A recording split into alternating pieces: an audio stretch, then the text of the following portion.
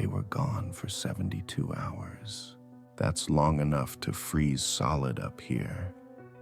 Long enough to get buried by the wind, chewed by the wolves, or swallowed by the crevasse up near Dead Man's Bluff. I know. I was part of the search. But then, just before dawn, something knocked on the cabin door. It sounded like Wallace. Same pattern. 3 short, 1 long. The knock he always did as a joke to freak out the rookies. And when we opened it, there they were, all 4 of them, smiling like nothing happened. Still in their uniforms, only they were stiff with frozen blood, their boots soaked, their faces white as bone, and their eyes were wrong, glassy, still, like whatever was behind them was just borrowing the shape of someone I used to know. I should have slammed the door, but I let them in, and now I don't know who's real anymore. I don't know if I am. So listen, if you're hearing this, it means you still have a chance. You're still outside whatever this is. These are the tips to survive the rescue team that came back wrong. You need to follow them exactly, because if you don't, you'll be smiling too. Tip 1, don't let them in just because they know your name. It's hard to explain the kind of panic that doesn't feel like panic. When I first heard Wallace's voice, muffled behind the door, just past dawn, I didn't freeze. I didn't scream. I felt relief. He sounded tired, real, said my name the same way he always had, even joked, "You gonna make me freeze out here or what?" And that's the trap. It wasn't what he said. It was how he said it. The pauses, the phrasing, the inside jokes only Wallace would remember. Something out there studied him perfectly. I opened the door without thinking. That's the part that eats at me. I didn't hesitate, not even a second. He was there, and he looked mostly right. Pale, sure, mouth stained red, but it's winter. We'd all look like hell out there. Behind him were the others, Mallory, Chen, and Briggs, all standing at attention like a photo from a yearbook no one remembers taking. The thing that should have stopped me was Briggs. He was smiling. Briggs never smiled. I've known him 9 years, and the most emotion I've ever seen on his face was a sarcastic eyebrow lift when the coffee ran out. But now he was beaming, big, toothy, polite. Too polite. They didn't rush in, they didn't barge, they waited for me to say it. Come in. That's all it took. Once the words were out, something flickered behind Mallory's eyes. I don't know how else to say it. It was like a film reel jumped in the projector. For just a frame or two, something else looked through her face. I've been trying to piece it together ever since. Later that night, I was outside bringing in firewood when I caught movement through the cabin window. Briggs was just standing, not moving. For 37 minutes, I watched from the tree line. His back never shifted. His arms never swayed. He just stared at the wall like he was waiting for it to speak. And the worst part? When I finally came back in, Wallace turned to me and said, "You've been out there a while. Cold, huh?" I never told him I was outside. I never made a sound. He knew.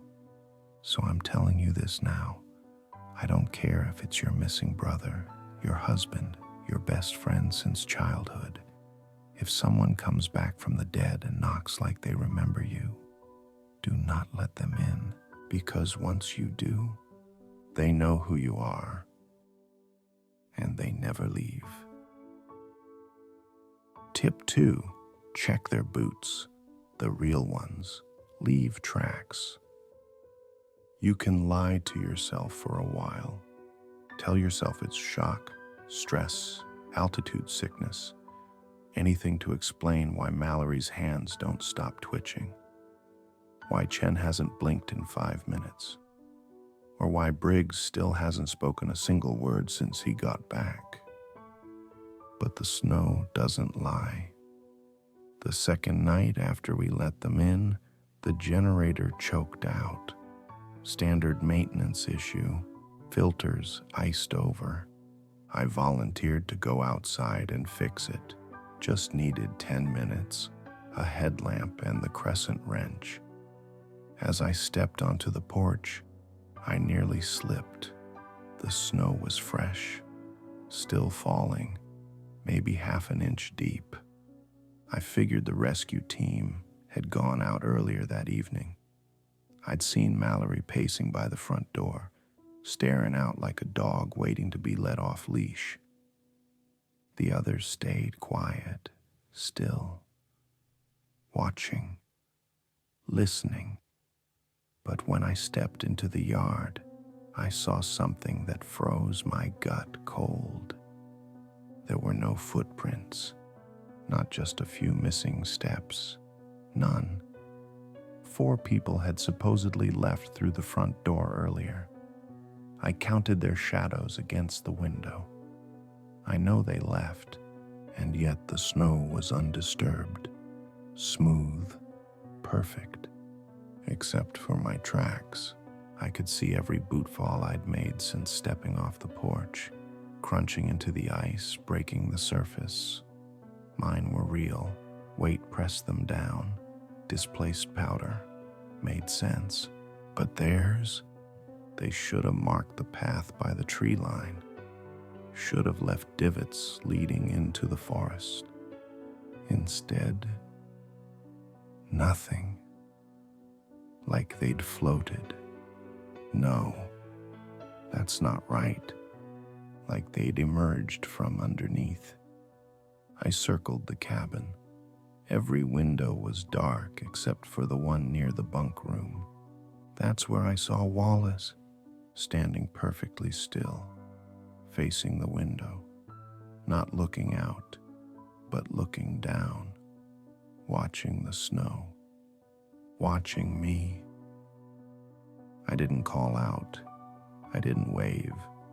I just turned off my headlamp and stepped quietly back inside through the kitchen entrance.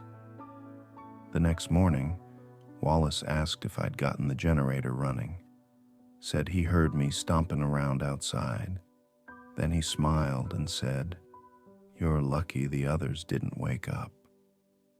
I hadn't made a sound, not one stomp. That's how I knew he was lying. So remember this. Real people leave real prints. Snow records the truth, the weight of a soul, the presence of life. It leaves a mark. They don't. And if you see them walking toward you without a trace behind them, you're already too late. Tip 3, ask them what they remember, then watch what happens when they lie. You'd think the face would give it away, that something in the eyes, or the skin, or the smile would scream wrong. But it doesn't work like that. They wear people well, too well. It's not just the faces or voices, it's the habits. Wallace still paces before coffee. Mallory still hums when she thinks no one's listening. Chen still mutters numbers under his breath like he's running calculations. That's what made it so hard to believe. For a while they seemed like themselves, but that's the trick. They only remember the surface. The third night, I decided to test them.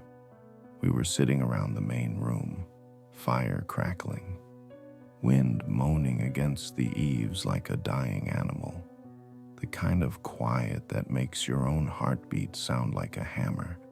I kept it casual. Asked Chen if he remembered the time the radio tower shorted out and zapped Briggs in the ass. Classic moment. Everyone laughed when it happened. Chen had taken a photo, bragged about it for weeks. But when I brought it up, he stared at me, blank, like I'd spoken in another language. Then his head tilted, just slightly, like a dog trying to place a sound. And he said, "Oh, yeah, that was funny." That was it. No detail, no teasing, no mention of the photo or the smell of burnt denim, or the joke Wallace had made about shock therapy. He didn't remember. He just knew he was supposed to.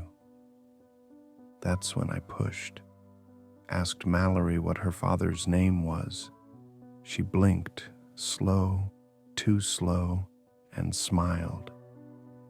"James," she said.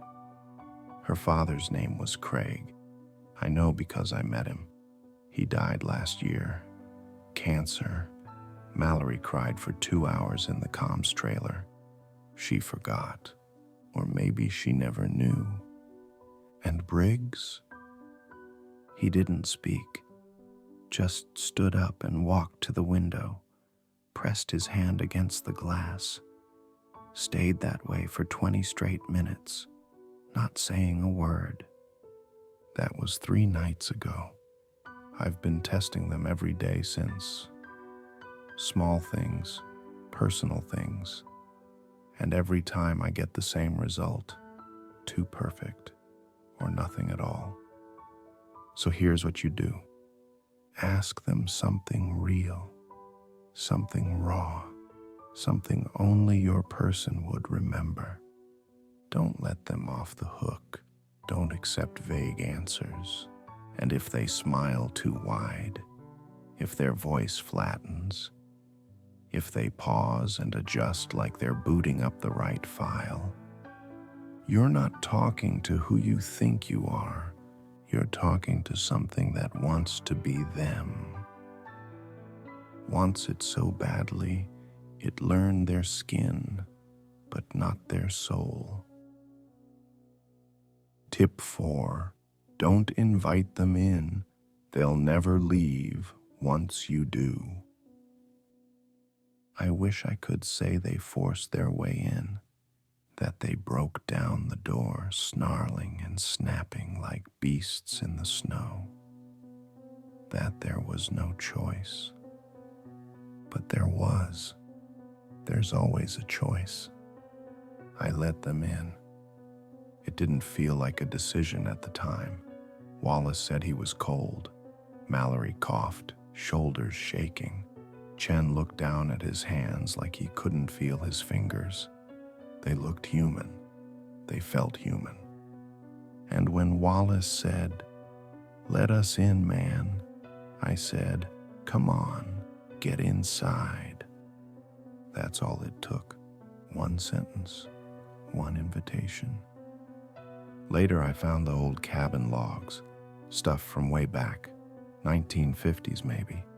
Yellowed paper, water damaged, scribbled in pencil and smeared in blood. The entries got shorter near the end. One just said, "It wasn't a storm that got them. It was what followed them home." Another said, "Don't speak to them. Don't invite them. The words are permission." Permission, that's what this is. They can knock. They can talk. They can mimic the voice of your wife, your brother, your dead best friend. But they can't cross the threshold until you let them. It's part of whatever binds them. Some ancient rule. Like vampires, but crueler. They wait. They wear you down. They'll knock for hours. So here's the rule. Don't open the door. Don't speak back. Don't finish the sentence when they call your name. And above all, don't say, "Come in," because once you do, they don't move in. They move through you. Tip 5. Don't let them near the fire. It peels the human off. They hate the fire. I didn't notice it at first, too busy trying to convince myself everything was fine, that the people in my cabin were the same ones I used to laugh with, climb with, trust my life with. But the first time I stoked the flames high, they all took a step back, subtle, just a shuffle like they were too warm, or the smoke irritated their eyes. Except Chen never blinked, not once, just stood there watching the fire like it might jump up and bite him. That night, I decided to test it. Built the fire bigger than usual, tossed in extra pine, split logs, even soaked the wood in a splash of fuel from the shed. When I lit it, the flame jumped up in a roar, and Briggs flinched. I mean, really flinched, like something inside him twisted.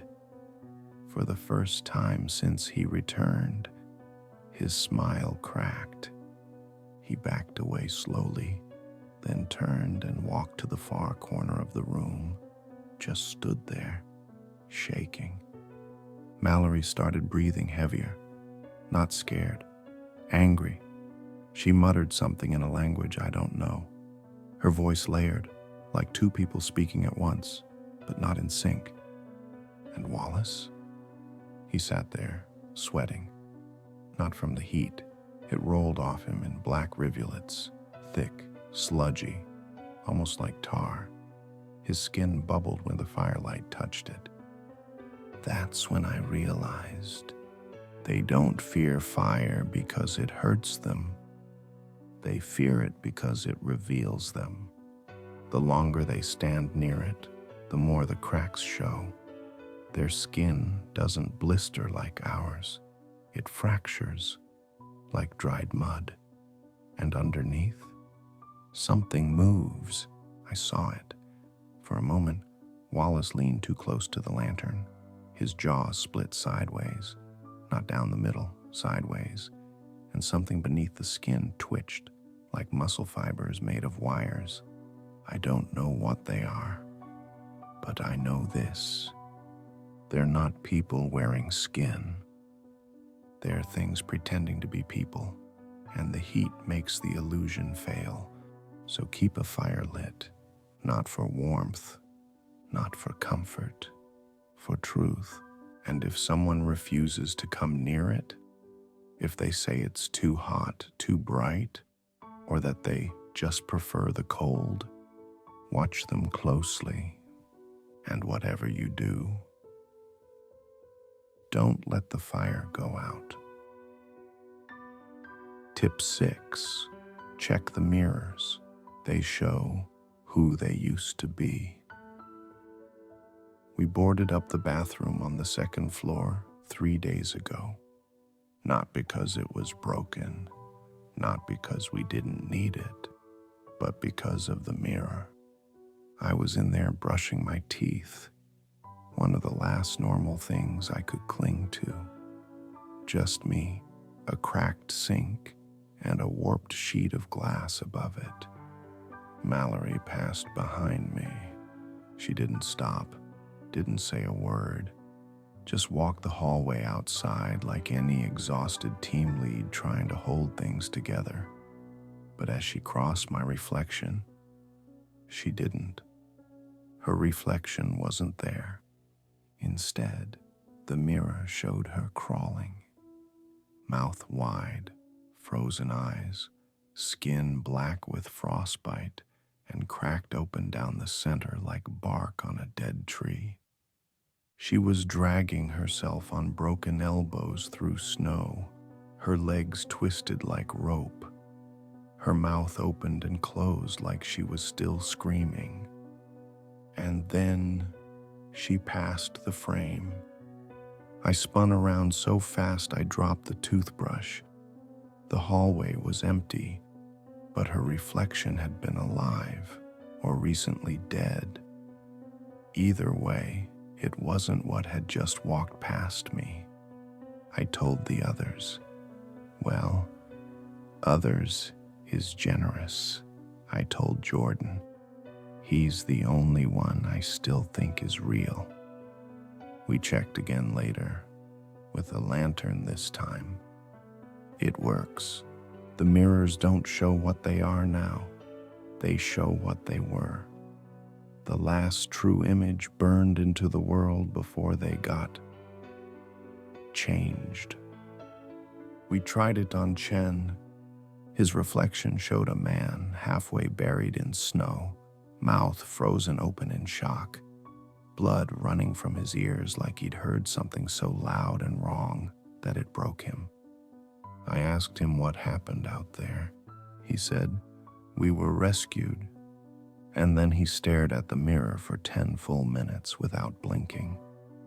We covered it the next day, nailed the bathroom shut, not because we were scared of what we might see, but because Mallory kept standing in front of it, whispering. She said she wanted to go back in, that the real her was still in there. So listen to me. If you have a mirror, check it. Not all reflections are lies.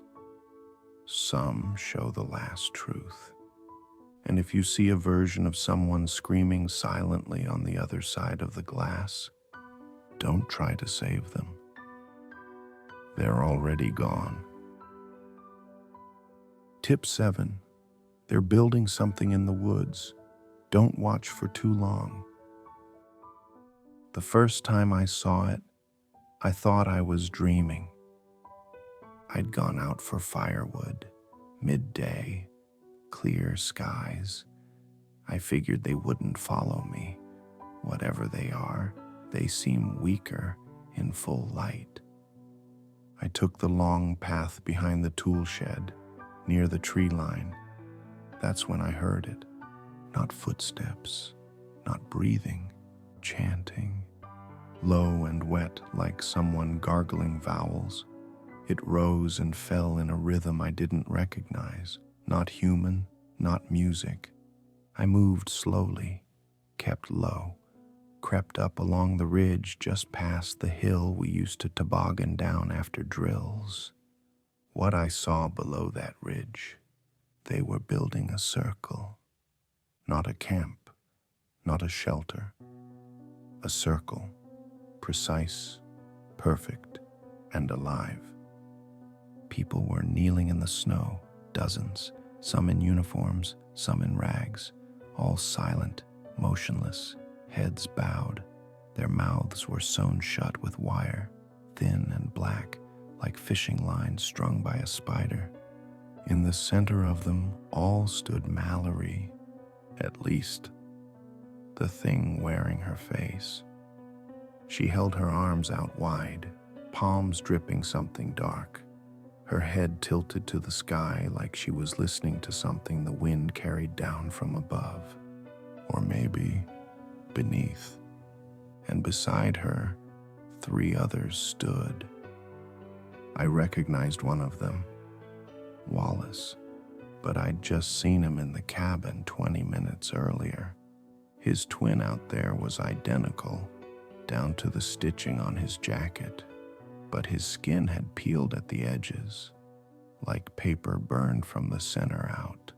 It didn't make sense, until the second Wallace turned his head and looked directly at me. He didn't speak, didn't scream. He just raised one finger to his lips and grinned. That's when I ran. Didn't care if I made noise. Didn't care if I left tracks.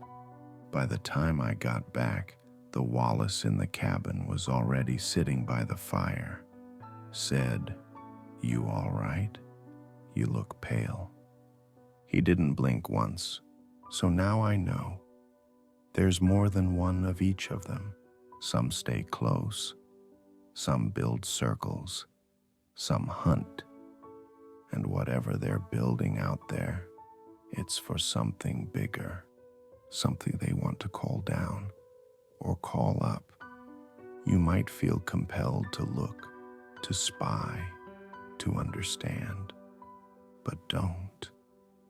If you look too long, it starts to look back, and it learns your face. Tip 8. Their radios are still transmitting, but not from here. It was Jordan who found the radio.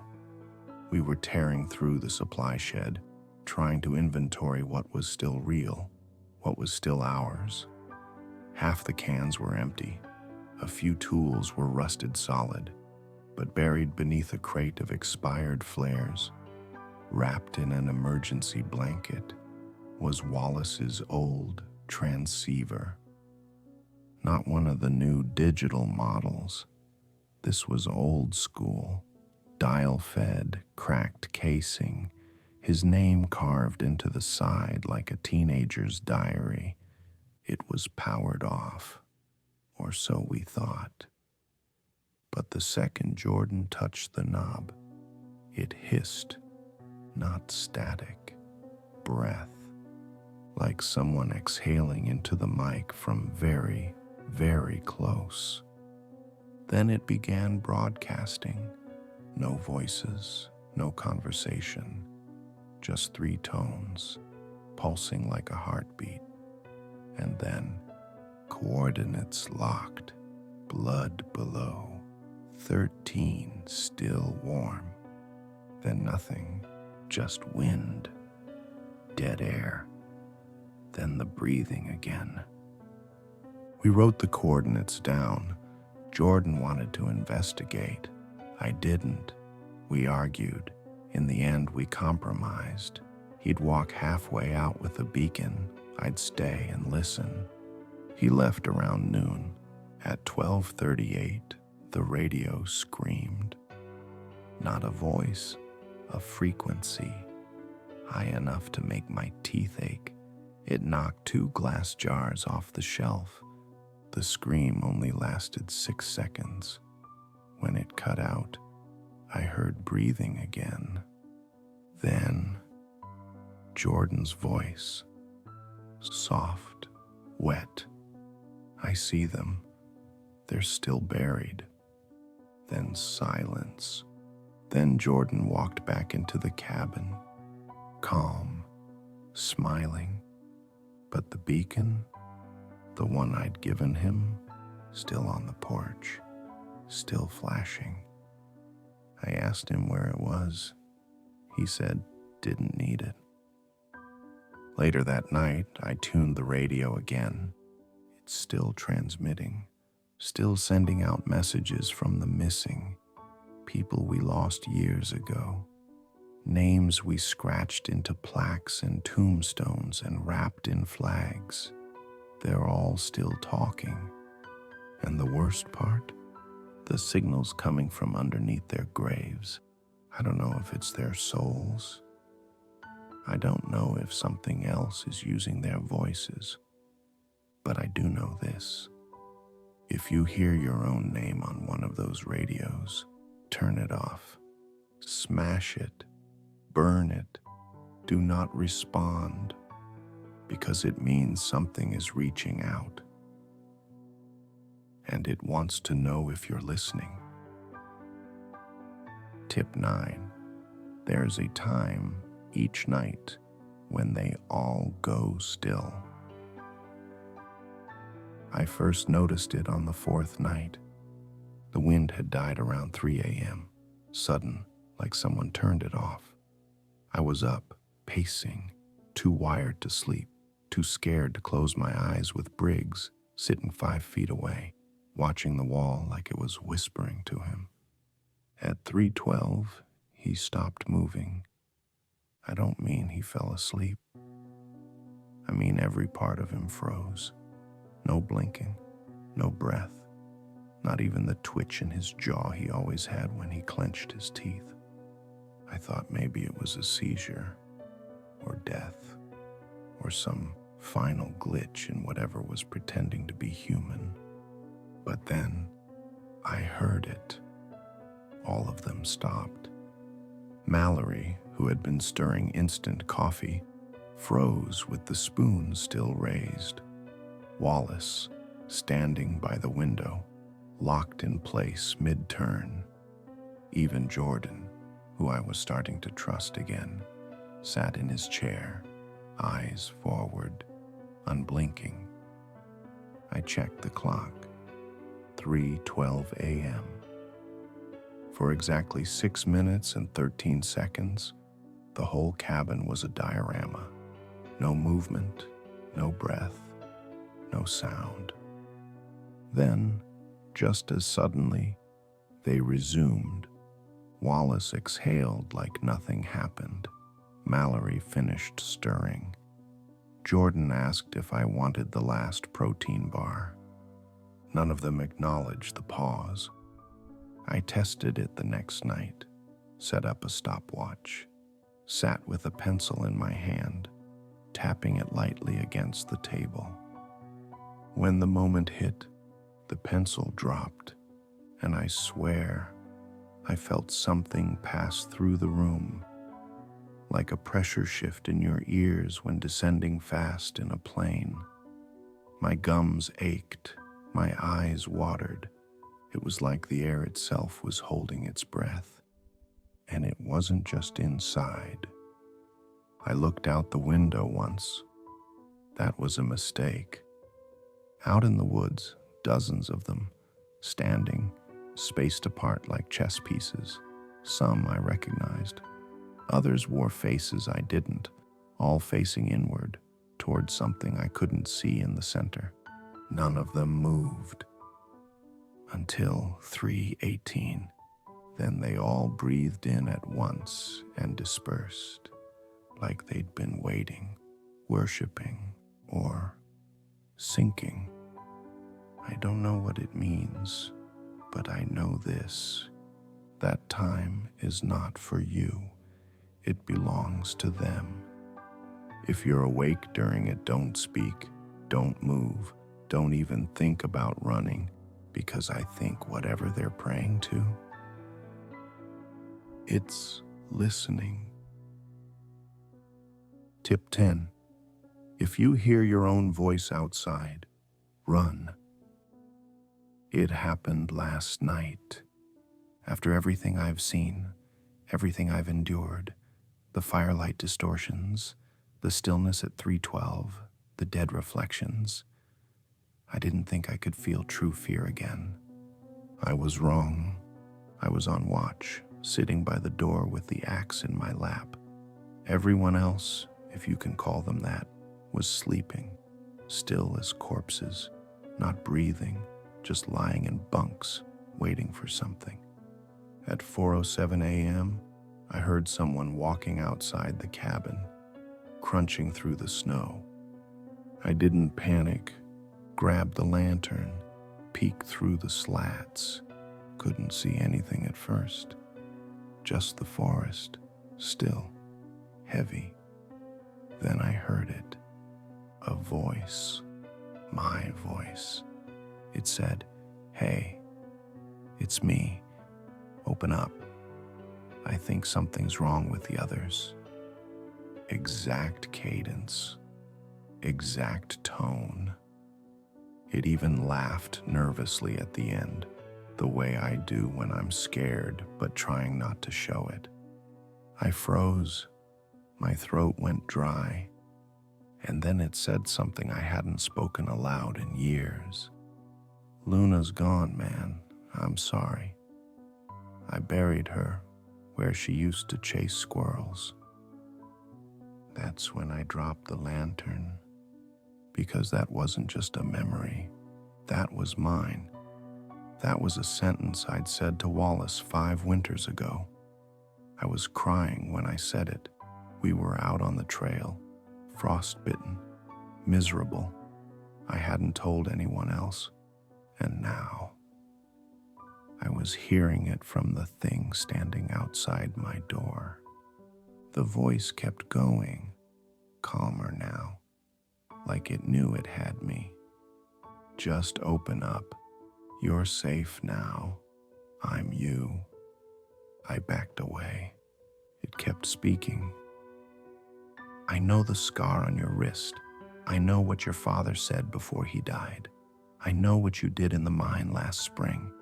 I know how heavy the axe feels. Put it down. You don't need it anymore. And then, quietly, it said, you already let me in once. I ran upstairs, locked the attic, haven't moved since. I think it knows I'm still here. I don't know how long I have. But if you're hearing this, and if you ever hear your own voice calling from the dark, don't respond. Don't open the door. Don't listen for too long, because once it speaks in your voice, it knows how to wear you next. If you've made it this far, I want to believe you're still human, still whole, still you. I'm not so sure about myself anymore.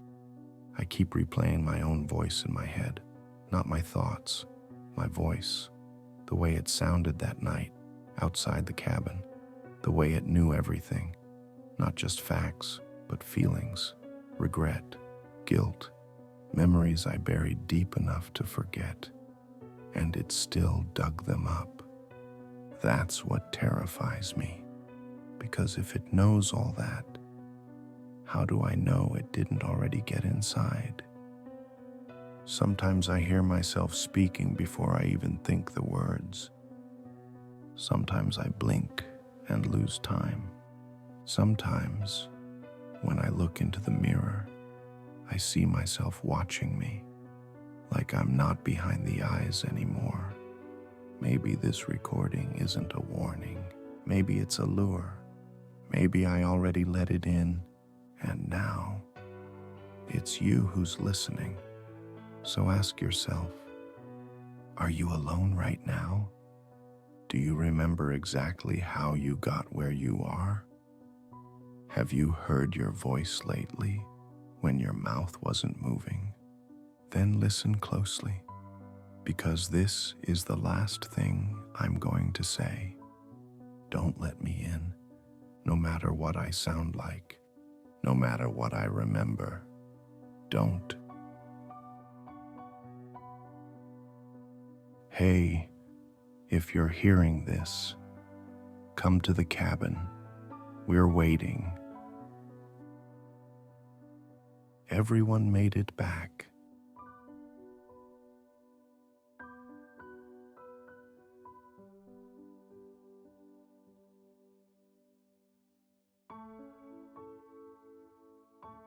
If you're still breathing, go ahead and like the video. Subscribe if you dare. There are plenty more nightmares waiting for you. And whatever you do, don't forget to ring the bell. It's the only way you'll hear the warnings in time.